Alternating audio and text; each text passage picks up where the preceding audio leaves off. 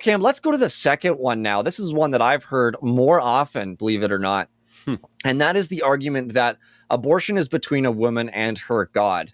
And I'll never forget being in Florida in front of the Orlando Women's Center with our friend John Barrows. He, as we talked about in the past, has ministered in front of this center almost every day for over a decade now. And he sees, I think it's around 30 children saved a month or so average one a day.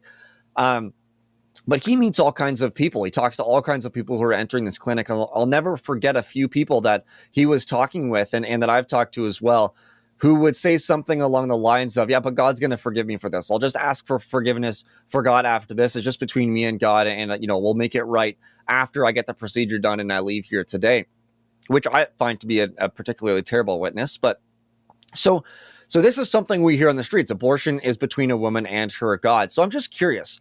And I'll ask you the same question. Is there something that they're getting at here? What is it that they're getting at when they're responding to us with this sort of phrase? I think in large part it's a very similar kind of point that I mentioned before, but it speaks even more to the core of, I'm so tired of all of these different voices. Maybe I'm getting confused. Maybe I'm getting overwhelmed. You know what? I'm going to make a decision that seems to make sense for me, and God will judge me. He's the one who knows my heart. He knows my intentions. He knows all the stuff that I was going through. He's the only one who understands me.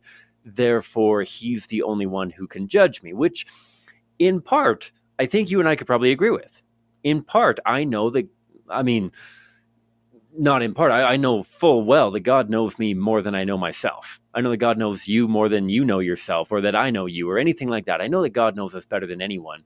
Ironically, many of the people who say this are not actually concerned about the judgment of God. I think I mentioned this on a previous episode about how I chuckle when people cite quote unquote karma, saying, oh, if karma will come back and get me, God will judge me, the universe will judge me, and like my dog will die or something like that. Like, not that I believe that karma works, but if karma did work, that's not how it would work.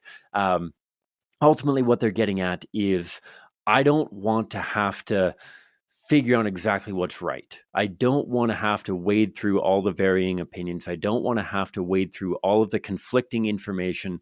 I just want to go either with a gut reaction or a decision that I've gone with. And you know what? I will deal with the consequences.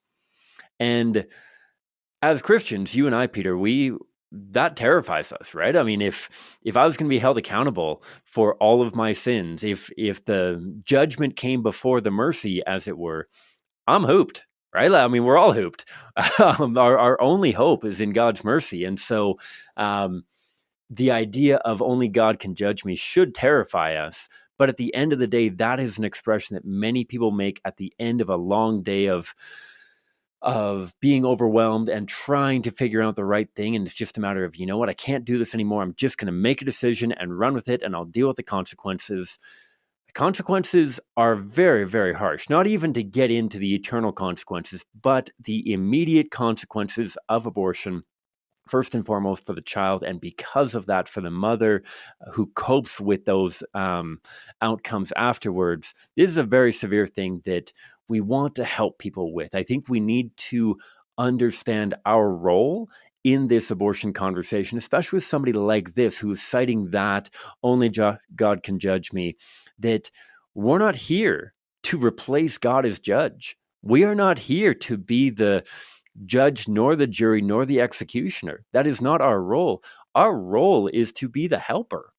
Our role is to be the care and support, and whether that's just information or whether that's material support, whether that's emotional, psychological, whatever kind of support that looks like, we absolutely need to be that support. That's why we're having the conversation, not because we want to replace God as judge, but because we want to help them make a better decision to, in some ways, in many ways, avoid judgment, as it were. Does that make sense? I know that's a long, rambly way of what they're getting at. Yeah, man. I totally understand that. And yeah, while this is something that you hear, I do agree with you that they're not quite saying what they're actually saying. They're getting at something a little bit different than what they're saying. And that is, I'm going to bite the bullet. I'm going to go ahead and do this, and the consequences I'm going to deal with later, whatever they might be. And I agree with you that, recognizing the holiness of God, when they say, I'd rather be judged by God, I'm going to be judged by God, and you don't have to judge me as that's some sort of consolation. I think I'd far rather be judged, not I think, but I would far rather be judged by those around me than by God. Because yeah, I mean, like you said, God knows my sins far more, and it's because of the mercy of Jesus that we can find any sort of hope and reconciliation or restoration with Him. And so, while those things are actually important to talk about with people around us, with people in our culture, when it comes to abortion and trying to convince people not to end the life of their child, not to use this sort of false and terrible reasoning to end the life of their child and be like, I'm going to do this and then deal with the consequences later, the consequences of which are you now are the mother or the father of a dead child. How can we respond well when it comes to this sort of thing? We talk again about common ground, finding common ground using analogies and asking questions to really challenge them at their core about the humanity of preborn children. So what's one of the first things that you would say to a person like this when they bring up an argument like this? What's the common ground you would make, and how would you build on that with the analogies and the questions?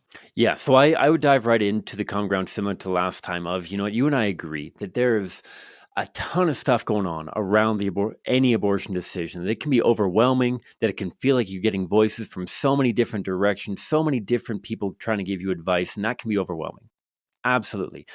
I go into the analogy and I say, imagine somebody was overwhelmed by all the stuff going on in their life with a 2-year-old, right off the toddler.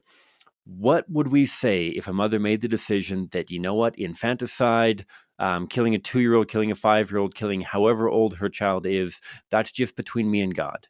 Therefore, let me live in peace and God will give me judgment at the end of my life.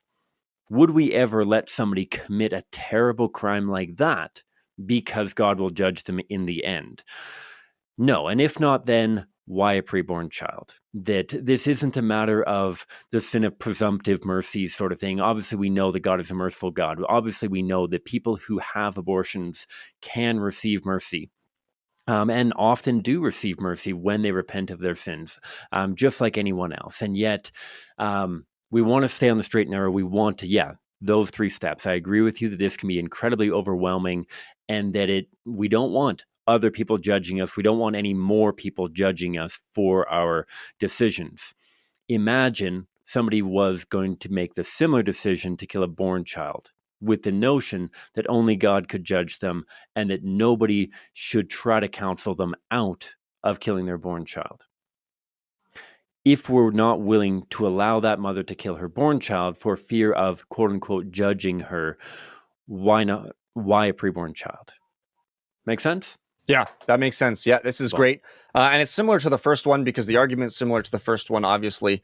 But highlighting, as you've talked about, the humanity of born children, why we wouldn't be allowed to do something like this to born children, and then comparing them to preborn children, because there really is no inherent difference between born children and preborn children. There are differences, absolutely, between size, level of development, their environment, their degree of dependency, and so on. But there's no difference inherently in their humanity, in who they are as a complete human being, a unique individual. And so that's key. And right away, you go back to the human rights argument when they start talking about perhaps differences between born and preborn children, and talking about the humanity of preborn children, that my life and your life, Cam, and everyone's lives began at the moment of fertilization. Subscribe to the Pro-Life Guys podcast YouTube channel for more clips like this, and for full episodes of the Pro-Life Guys podcast, find us on all of your favorite podcast catchers.